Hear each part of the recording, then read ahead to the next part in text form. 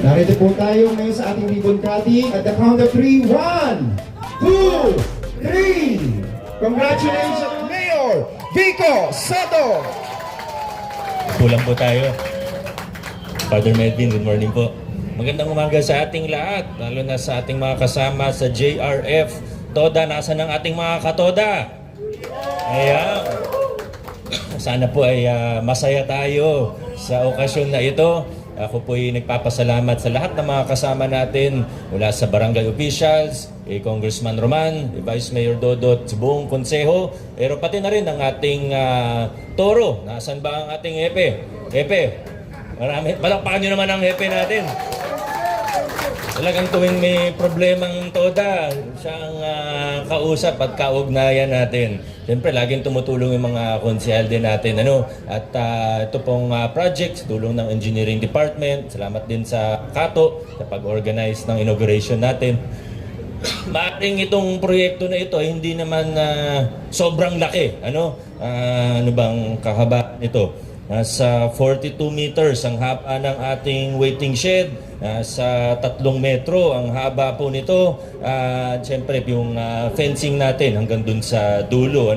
Pero sabihin natin, hindi naman siya ganun kalaki bilang isang infrastructure project. Pero yung tulong po nito sa ating, pati sa ating mga mananakay, ating mga commuters ay talagang naman malaking ginhawa po ito, gaya po ng alam ninyo. Naabutan po natin ito, medyo masikip. Diba? Pagka nagka-problema ang isang tricycle sa gitna, wala na, medyo nahihirapan na po ang ating mga driver. Kasi wala ka na, hindi na maka-exit yun hanggang sa dulo na yun. Pero pagkatapos po nun, hindi po tayo nagtapos doon. Pagkatapos nun, medyo nagka-problema na tayo dito, medyo kinain na yung natin. Kaya talagang nakita natin unsafe, medyo delikado na. Dumaan ng bagyo, medyo nakita natin yung kahinaan ng struktura. At kaya gumawa po tayo ng programa. At syempre, dahil alam niyo naman po, ang floodway, proyekto ng nasyonal yan. So syempre, nagpaalam pa tayo sa nasyonal na pamahalaan, pwede man naming galawin to kasi may structural na gagawin ang una naman po talaga dito, yung kaligtasan.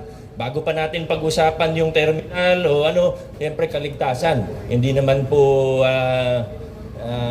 konti ang dumadaan dito, kaya kailangan safe na safe po at matibay ang struktura natin. At siyempre, pagkatapos ng matibay na struktura, gawin natin yung disenyo na makakatulong hindi lang sa driver, kundi sa lahat ng dumadaan po dito. Mula sa mananakay hanggang sa mga dumadaan po dito sa West Bank. At sana ay maayos po. Talagang po ito. Nasa lang naman po ito. Humigit kumulang 2.4 million, pero muli po, hindi yung laki ng infrastructure project ang pinag-uusapan dito, kundi yung tulong at maging maayos ang terminal natin. At yan naman yung ginagawa natin ngayon sa lungsod ng Pasig. Siguro medyo naiinggit yung ibang toda na hindi pa masyadong maayos yung sakayan.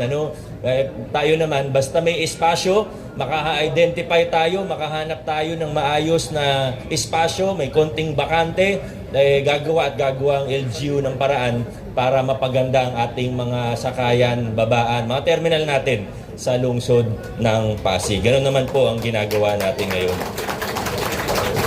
At confident naman po ako na maayos yung pagkakagawa nito. Yung mga unang obserbasyon natin, gaya ng mga sa drainage, mukhang naihabol naman. Pati yung mga, hanggang sa mga maliliit na detalye, yung mga ilaw na yan, waterproof po yan. Kaya kahit bumagyo, hindi po masisira yan. Kung masira man, dapat palitan yan ng gumawa.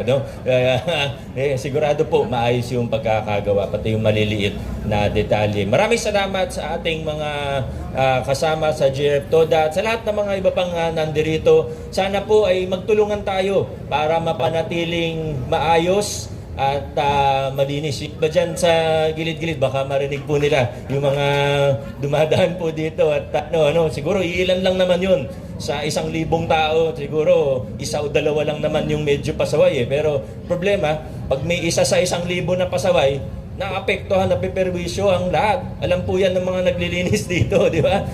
Kaya nakikiusap po tayo na magtulungan po tayo. Bayanihan po ang ating gagawin para mapanatiling maayos itong terminal natin. Maraming salamat, Pres, sa lahat ng opisyalis, sa lahat ng miyembro ng JRF, sa lahat ng mga kasama. Congratulations sa ating lahat. Maraming salamat po, Mayor Vico Soto. Ngayon po ay dadako na po tayo sa ating ribbon cutting ceremony at susundan po ng blessing sa pangunguna po ni Father Melvin Ojeda. Inaanihan po yung ating president ng ating TODA, Sir. Narito po tayo ngayon sa ating ribbon cutting at the count of 3, 1, 2, 3. Congratulations sa ating JRFM TODA. Maraming salamat po. Tayo po ay dadako sa ating pagbe-bless sa pangunguna po ni Father Melvin. We ask you to bless continually this tricycle terminal. Keep this tricycle terminal as your property and protect it from all dangers of evil spirits. Guard this place, and may your Son stay with us, that whatever we do in word and in word, we do it in His name, giving thanks to you, our Father, through Him. May the Holy Spirit bless our tricycle drivers and all children and all who are here. And may your grace and provide us with our daily bread, that we may be strengthened to work in your service. May the wonders of your creation remind us of your great love for us.